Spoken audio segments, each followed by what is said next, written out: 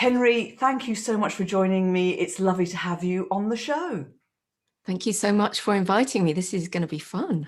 It is. And listen, I'd love to start with something personal, if you don't mind, because it's something that I don't know very much about, and many of our listeners might not know about. But you actually suffer from face blindness, and I know it has a scientific name, and I'm sure you're going to tell me. But how has that affected you? What sort of challenges and what advantages has that given you in your life and work? Well, yes, I have face blindness. It's known as prosopagnosia if you are a bit bored one day and want to Google it. And yes, it has challenges and advantages.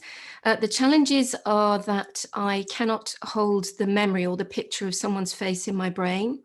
So often when I meet people, I see them again later and I've got no idea who they are. And the only way that I learn who they are is either through repeated connection, and that takes an awful long time, or my brain registers the sound of their voice, or sometimes how they move. So those are the one of the areas, the ways that I recognize people.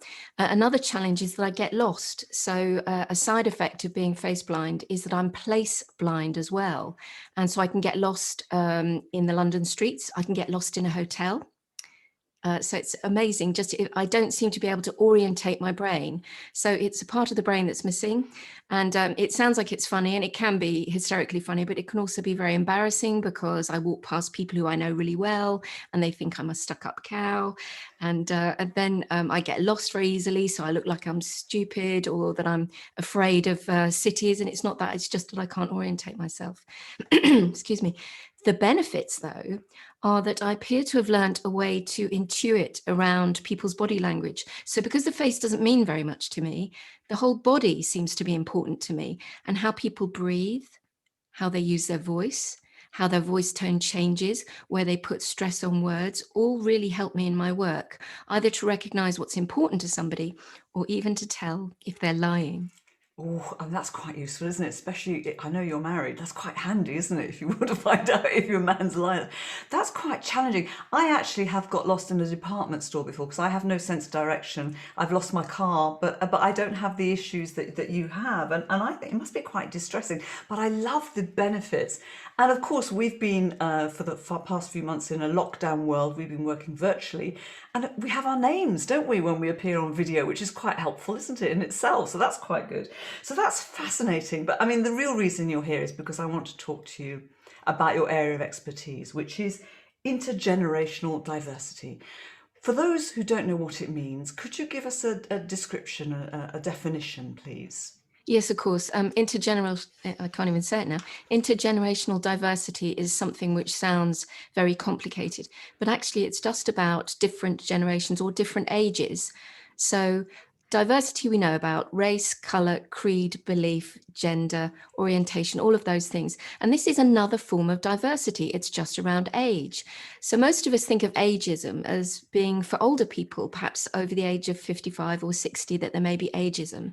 But there's also ageism for very young people, and they might be coming into the workplace between 16 to 18, or post-college or university in their early 20s, but there can be ageism for them as well. So generational diversity or intergenerational diversity is all about looking at all ages in the workplace and seeing how we can make sure that it's a level playing field and that people get the opportunity to perform and contribute to their best for the benefit of, say, the individual, the team, the organization, and even society. So that's what I like to do, and that's what I like to talk about.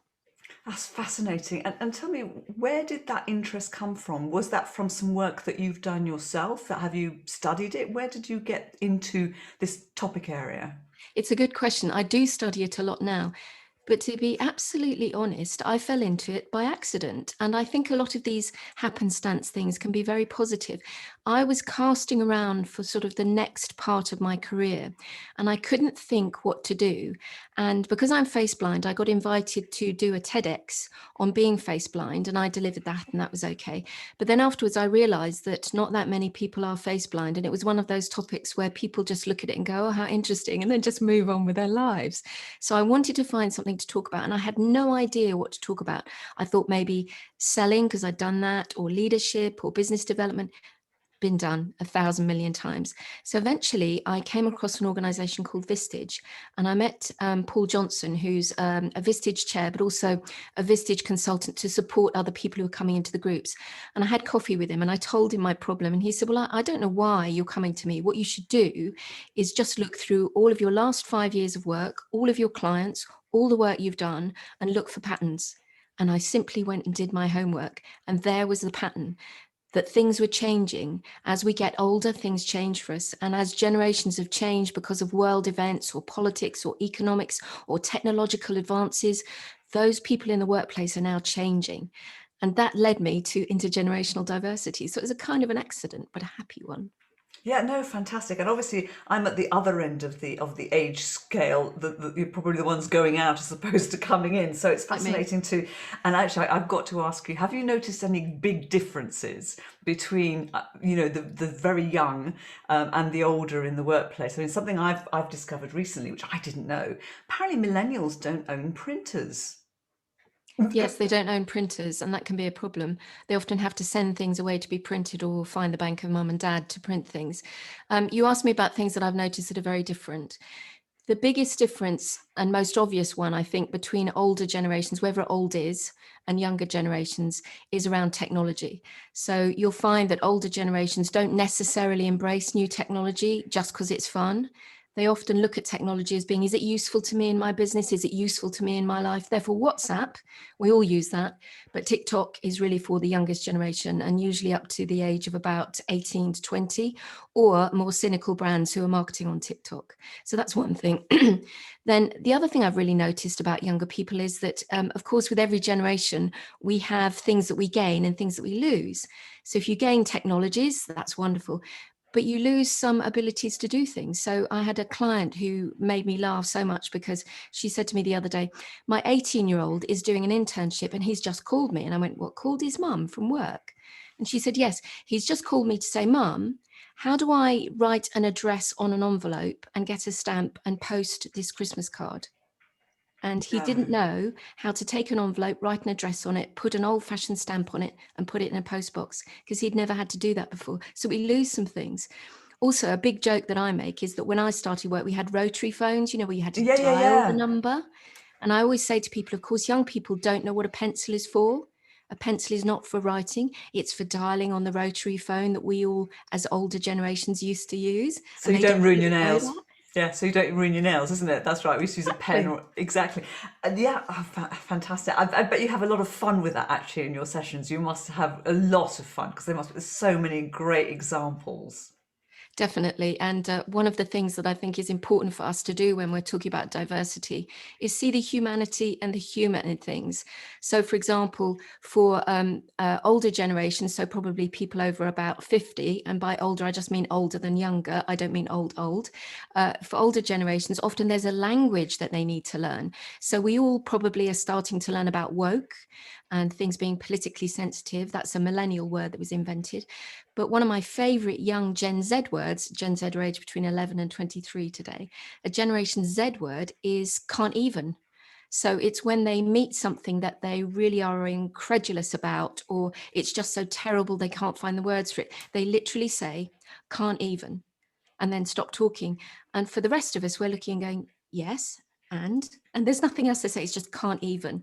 So it's fascinating that as language develops, as age develops, as generations develop, you get this whole new lingo, this sort of argot, this kind of slang that we all use. And we've all done it.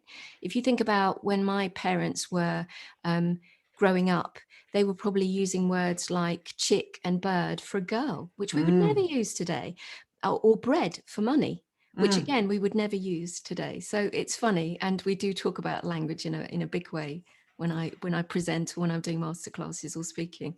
Yeah, no, that's great because it can come across as a very serious topic, but I think there's a lot of lightness and humour there, which I really like. You touched earlier when you were talking about the topic about the benefits to business in diversity. Do businesses see this? Do they realise what the great importance and relevance of understanding and grasping this diversity is? I know you talked before about gender diversity, but people haven't spoken so much about the intergenerational diversity. Do they get it, or do you have to explain it? I think that psychologically, intellectually, they get it. Emotionally, they don't, because it's not an easy subject to talk about age. By law, we're not supposed to perpetrate ageism on anybody of any age. And of course, it's just going on. So they do get it. The difficulty for them is it's twofold. The first thing is, what many organizations want to do is to keep getting a revolving door of new, fresh, young talent coming in, new ideas, new innovations, novelty, variety, and change. I can understand that. So they want to bring younger people in, which means that they often lose their older people who they believe may cost more money, may be slower to learn, may not pick up new technologies. So that's the first challenge they face. How do we bring in fresh blood and keep our older people? And there are some organizations that, again, quite cynically, just get older people out. And I even have clients who legally have contracts that say, when you get to 60, you have to leave. You have to leave our company. And there are stories which abound in this. Then the second point that they face is they don't really understand how much generations have changed and how working practices have changed. Again, we know intellectually that the smartphone was like a line in the sand in 2007, where when we got the smartphone and we could get emails on our phone, we started to get WhatsApp in 2009 and Instagram in 2010, that our world of work changed and everything became mobile enabled and everything became remote and virtual. But companies catching up with this and business people really understanding how working practices have changed is one of the biggest challenges they face. So I think there is a will to understand diversity, absolutely. And gender diversity is an easier one to look at than, say, age. And that's where I get most of my work, just trying to talk to people about what's going on in your organization. So I have a tool called a diagnostic. And then also really educating people about what are the insights, the differences, the similarities, and the things to celebrate. And perhaps most importantly, when you have a diverse workforce, everybody knows that that enriches things, but how does it enrich things? So that's a lot of the work that I do to explain the how, not just the why. Fantastic. Do you also work with organisations to help them to attract in different generations if they haven't got a balance? Because you're saying you can't discriminate on age. So how do you do that then? How do you attract generations if you've got a gap? Yes, I do quite a lot of work on attraction and recruitment across all ages. And yes, it's very important to not discriminate. It's important to just have an open and level playing field. There is a challenge, though. The older generations tend to like still to be recruited, face-to-face interviews. Good luck with that during COVID or pandemic problems. But they like face-to-face. They don't like video interviews. They like to look in magazines and newspapers and online chat rooms in order to get jobs. But for the youngest generation, they just want everything to be website enabled, really quick, a 15-minute download that I can just complete my name, that you'll then get me onto a video conference so that I can be interviewed. So that is a movable feast. That's a challenge for people. And the work that I do is to try and flatten that playing field, look at what they're doing now, again, using the diagnostic, and then work out who is it that they're trying to approach? Who is it that they're trying to attract? And then create adverts. So it might be the wording and the language. It might be how they interview. It might be interview questions. It might be supporting the interviewers. And it might be making sure that these are blind CVs. So there's no name, there's no picture, there's no age. They just might be called candidate A or B. In the end, it's going to come out because as soon as you see somebody or you see their picture, you're going to know something about them. But that's some of the work that I do, certainly. That's fascinating. I think you'd be a great advisor to recruitment organisations as well, helping them too. That's really fascinating. So tell me, you've actually only been speaking on this topic. You said that you discovered it, by going back and finding patterns, which is a great way actually to find a passion. I like that as a great tactic. Good advice. So you've been speaking about this since 2016, which is relatively quite a short time, and yet you've had pretty good success in that field. In fact, you represented internationally by some of the big bureaus, which is wonderful. And I know you've been booked by some big organisations. What's your secret, if there's any speakers listening in? What's helped you get to where you are? I think that there are a number of reasons why I've had relative success. And it's never one thing, is it? I'd like to say that it was my amazing, glamorous personality, my incredible brain. I doubt that I'm very much different from anybody else apart from being face blind. I think there's a number of things. Most importantly is that I research everything and I scope very carefully what I do and what I talk about with every potential client and prospect. So it's a bit like everything being utterly unique. slightly every single time that I speak, every single time that there's a masterclass, every time I consult. I'm really focusing on what makes that organization or that individual or that leader unique. And then I customize what I'm looking at. I customize my research and my response to the organization. So that's the first thing. I think it's just good old-fashioned legwork. I think it's research. I think it's background. You have to work at it. I think the second thing for me is that I learned early on that having an ego wasn't going to help me. I'm one of the few people, I think, in the speaking world who isn't really too bothered about being the most famous, amazing speaker. I want to make a difference. And I know all speakers say that, but I think for me, what's most important is forget the ego, leave it at the door. And if a client says they want something, try and help them to get it. Don't just say, well, I don't do that. That's not in my bailiwick. So I tend to do the best I can to support where the client is. That's the second thing. I think the third thing for me is about being easy to deal with. And not just not having an ego, but not being a diva. And I have to say that very occasionally I am a diva, and it always blows up in my face. And it's taught me that I just have to be aware of my own ability to want what I want, rather than thinking, what does the audience want? What does the learner want? And so on.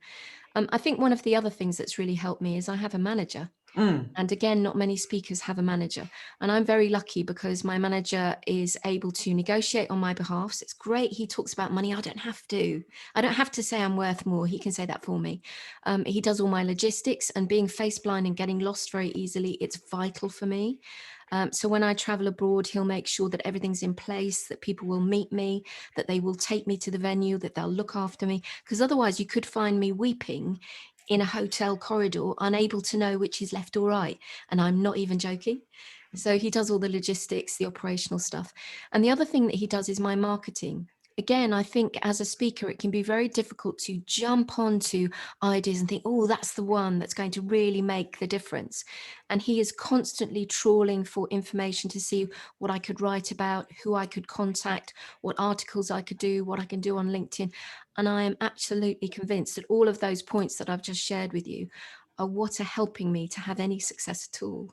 Yeah, and actually, that's really great advice. Whatever field you're in, is to have that kind of support of somebody else, so that you can focus on what you're good at, rather than getting distracted by stuff that, and that's why bureaus are around, so that we take a lot of the stuff off, both clients and speakers. So that's really interesting. So with regards to what you've been doing and talking about, as many people won't know about intergenerational diversity, are they coming to you about different topics? Are they saying to you, actually, it's about future of work, for instance, which is what I'm thinking they might be talking to you about, and then you're then saying, actually, this is the future? Is that how they're coming to you? Yes, I think there's a line in the sand with COVID, actually. Before COVID, had you asked me that question, I would have said it's attraction, engagement, and retention. So it's getting people on board, it's getting them motivated and inspired to work, helping them to contribute and perform well, and then keeping them in the organization, building some kind of loyalty and community. Post-COVID, it's still those things. But yes, now I think many, many people are coming to me and saying, well, the future of work is here. Things have changed. We're now all online. Everything's virtual. We're either working remotely or we have hybrid, some bricks and mortar, some face-to-face in person, and some remote or virtual work. And so, yes, the future of work is now what people are talking to me about. Usually, though, they tack onto it the age range that they have in their organization. So, for example, last week I got a call from a client who said, I'm very interested in Generation Z and the future of work, because we're getting very young people coming in age 16 to 21. They're going to be apprentices. We're going to put them through university and do a postgraduate with them, or some of them are interns. And we're discovering that they're feeling very differently about the workplace. What do we do? And about 2 weeks ago, I had a call with a client that said, we have an aging workforce. We want to encourage new people in, but we need to keep our workforce, because even though 60% of them are over 50, they have enormous skills that we can't afford to lose. So what do we do to help them get used to the fact that now they're 100% remote? So you can see that just from those two examples, I'm having to look at them in a very different way and think about, what do those two different organizations really need for the ages of their workforce? And so, yes, it's pretty varied. It's quite different. Every time I get a call, I'm not quite sure what I'm going to get, but it can be around either a generation in the workforce, a different age group, and often, as I said before, the future of work. Excellent, brilliant, love that. So you've mentioned COVID at the time of recording. We are still in a pandemic. I'm hoping soon we'll be able to say it's the thing of the past. But what would you say is next for you at the moment and post-COVID? Do things change post-COVID, would you say? Yes, there's an A and a B there, isn't there? So where are we now? For the time being, whether it is leading up to finding the best vaccine and getting back to some kind of new normal, we are going to remain, most of us, working virtually and remotely. And my research has found that about 60% of the global workforce, so every country you can name, about 60% of it still has to go into a workplace in order to work. So they have to drive a truck or go to a factory or go to a warehouse or some kind of office, depending on their work. So it's still quite a large number are going face to face. But the 40% who are working remotely are likely to remain working remotely for a long period of time, either 100% or 75%. And most of my clients, big and small, are saying that it will be next summer before they start to bring people fully back into the workplace, unless they absolutely have to in order to do their jobs. So I think that's one thing.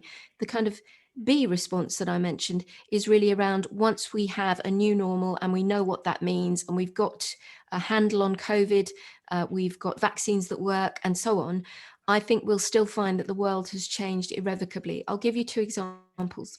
The first example is that between March and May 2020, usage of e-commerce, in other words, people buying online, just shot up and it's not going back down. So in the US, it went from about 17 to about 29%.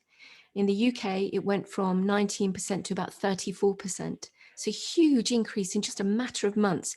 In fact, leaps in months that normally would have been done in years. That's how e-commerce moved. So that's one of the things that's changed. The second is we've all got used to doing what we're doing now. We've got used to Zoom and WebEx and Blue Jeans and many other brands exist of video conferencing. We've got used to it. We've got better at it. We've got home offices which have lighting and webcams and mixers and microphones. That's not going to go back. So we're going to be far better at working from home when we have the opportunity. We're going to be far better equipped. We're going to be far more practiced at it. We're going to be more used to it, and it's going to happen more. And you know what? Just a final thought here is that in being able to work from home, you can actually have all sorts of diversity because you don't have to be able to drive a car or get onto public from the young end extreme. And from the other end, if you're older, if you have any mobility issues, etc., you can work. So diversity actually will probably thrive in this virtual world even more. So that's a really nice thing. Is there one final thought you would like to leave us with? Yes, my one final thought would be around intergenerational diversity, which is that really age is about psychology. It's not chronology. So yes, every year we get older, but we don't have to get older in our brains. There is absolutely no research that shows that as we age chronologically every year, that we lose the ability to innovate, to look at novelty, to come up with new ideas, to have wisdom, to work well, to be an effective member of a workplace community, or indeed our own community. There is nothing, no research that shows that our brains need to deteriorate. We have a thing called plasticity in the brain, which means we go on learning our entire lives. So the older we are, the wiser we become, the better at our jobs we become. That's the truth.